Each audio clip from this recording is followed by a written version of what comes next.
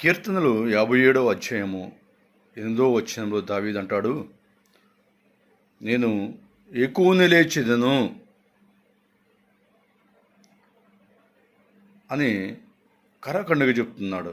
అంటే అది ఒకరోజు కాదండి, 2 రోజులు కాదు, ఆయన జీవితకాలం అంతయు ఊపిరి ఉన్నంత వరకు ఎక్కువనే లేచేదను అని అంటున్నాడు. ఎక్కువనే లేచి ఆయన చేసే పని ఏంటండి?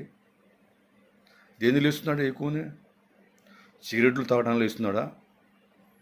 తమ శరీర కోరికలను నెరవేర్చుకోవడానికి లేస్తున్నాడా?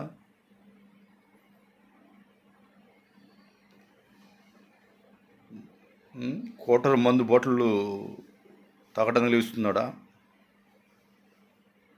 దేని లేస్తున్నాడా అండి? టీ పెట్టుకొని తాగడానికి లేస్తున్నాడా? కాఫీ పెట్టుకొని తాగడానికి లేస్తున్నాడా? లేదే. లేక ఏదో వాకింగ్ చేద్దామని లేస్తున్నాడా? వ్యాయామం చేద్దామని లేస్తున్నాడా? దేని లేస్తున్నాడు దావీదు?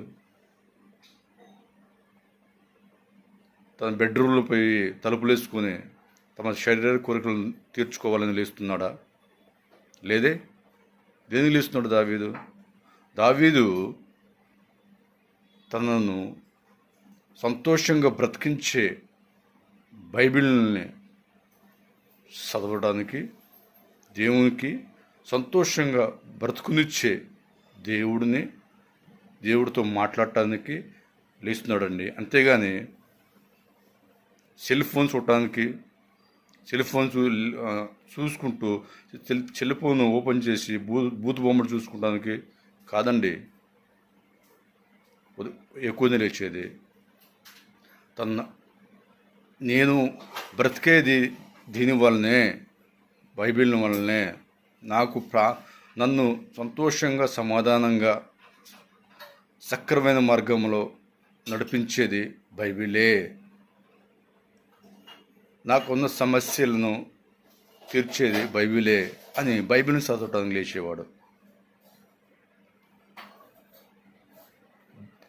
ఈ లోకంలో మనుషులతో చెప్పుకుంటే సమస్యలు తీరవు,